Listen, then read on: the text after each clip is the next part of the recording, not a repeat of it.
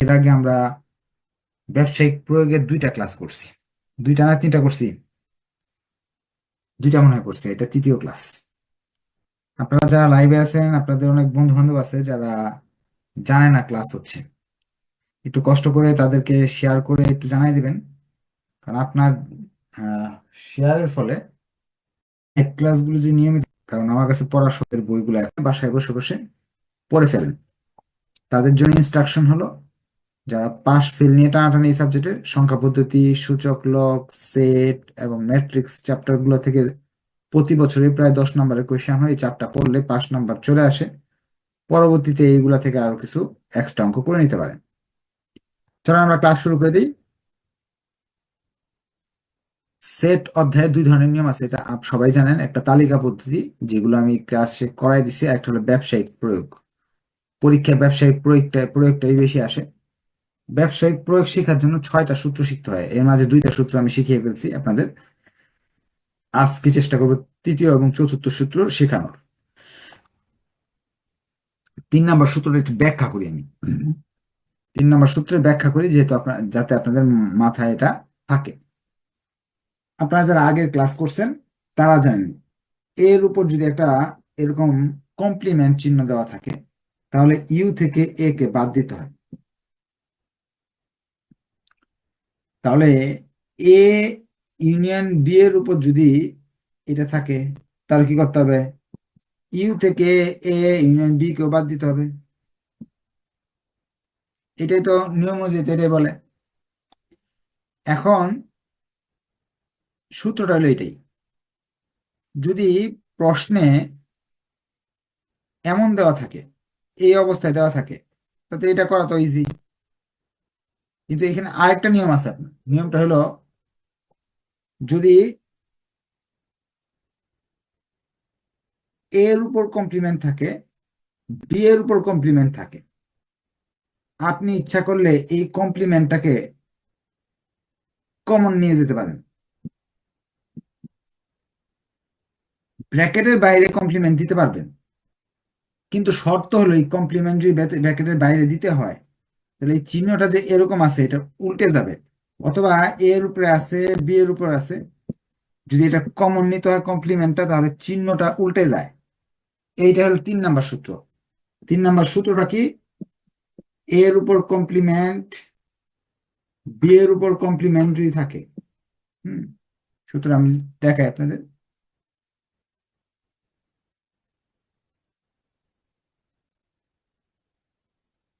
এর উপর complement, B এর উপর কমপ্লিমেন্ট যদি থাকে, তাহলে আমরা কমপ্লিমেন্টটা কমন নিয়ে ভিতরের চিহ্নটা চেঞ্জ করে দিব।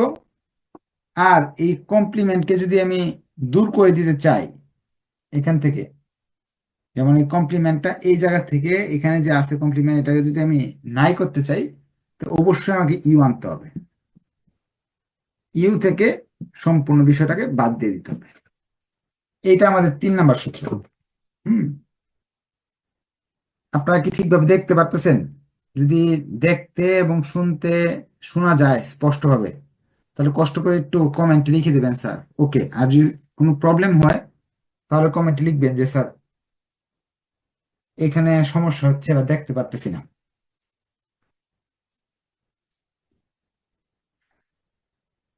আচ্ছা, ক্লাসের মাঝখানে একটা জিনিস বলে দিই, যারা এডমিশন নিতে চান এই ক্লাসটা শেয়ার মেনশন করলে 50% পর্যন্ত ডিসকাউন্ট পাওয়ার একটা সুযোগ আছে।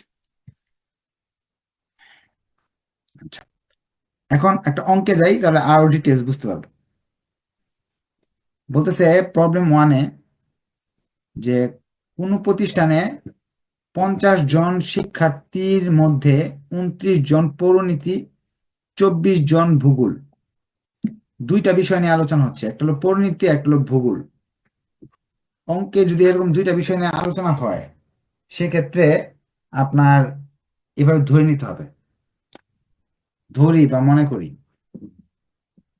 যে বিষয় নিয়ে আলোচনা করা হচ্ছে, যেমন আলোচনা করা হচ্ছে হলো পৌরনীতি এবং ভূগোল নিয়ে আলোচনা হচ্ছে, তা আমরা লিখব, ধরি পৌরনীতি নিয়েছে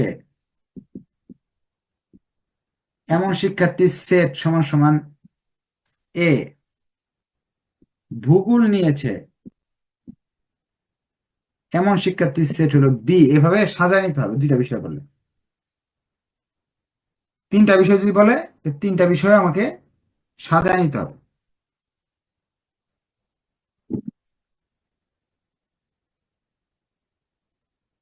এখন পরিণতির মান দেওয়া আছে 29, ভূগোলের মান দেওয়া আছে 24। 11 জন পরিণতি ও ভূগোল উভয় নিয়েছে। প্রশ্ন হচ্ছে কতজন কোনটি নেয়নি। আচ্ছা, নেয়নি, নেগেটিভ। নেগেটিভ অর্থটাই হলো এই কমপ্লিমেন্ট চিহ্ন। না, প্রশ্নে যা দেওয়া আছে এটা আমি অঙ্কের, এটা লিখিত দেওয়া আছে, অঙ্কের ভাষায় আমি প্রকাশ করতেছি। লিখিত অবস্থায় দেওয়া আছে, এখন অঙ্কের ভাষায় প্রকাশ করতেছি। লিখিত অবস্থায় দেওয়া আছে 29 জন পরিণতি, 24 জন ভূগোল। তাহলে 29 জন যে পরিণতি, এটাকে এ ধরবো, পরিণতিকে এ ধরা হয়েছে, আর ভূগোলকে বি ধরা হবে। এইভাবে লিখবো। এখানে এ এর মান হলো 29, বি এর মান হলো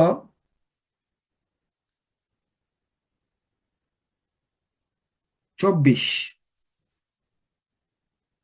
আর মোট, মোট যদি দেওয়া থাকে, মোটকে আপনি মোট শিক্ষার্থীর সেট,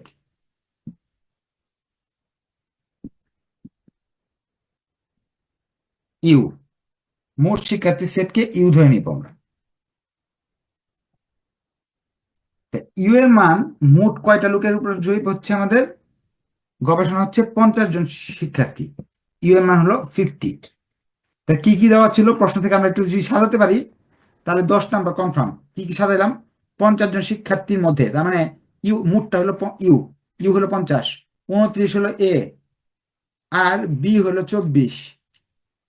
11 জন পরিণতি ও ভূগোল উভয় নিয়েছে। উভয় যদি বলে, উভয়, উভয় বললে, উভয় বললে এই চিহ্ন ব্যবহার করতে হবে। তাই দুইটার কথা বললে আমি শিখিয়ে দিছি আগের ক্লাসে, এই চিহ্নটা ব্যবহার করতে হবে। এখন প্রশ্নে চাইছে কোনোটি নেয় নাই, এ কেউ নেয় নাই, বি কেউ নেয় নাই, এমন লোককে বের করো। যদি প্রশ্নে বলে কাউকে নেয় নাই, দেখেন, নেয় নাই, আবার প্রশ্নে চাই, আমি প্রশ্ন ভালো করে বুঝাচ্ছি, কারণ কি প্রশ্ন বুঝলে অঙ্ক পারবেন। সূত্র তো ছোট একটা সূত্র। 11 জন নিচে হলো দুইটা বিষয়, কতজন কোনোটি নেয় নাই, তার মানে পৌরনীতিও নেয় নাই, ভূগোলও নেয় নাই। নাকে কিভাবে বুঝাই? না মানে এটা, এ কেউ নেয় নাই, বি কেউ নেয় নাই, এও না বিও না, নার উপর যে কমপ্লিমেন্ট। এখন এটা যদি আমাকে বের করতে হয়, লিখবো আমরা জানি। আমরা জানি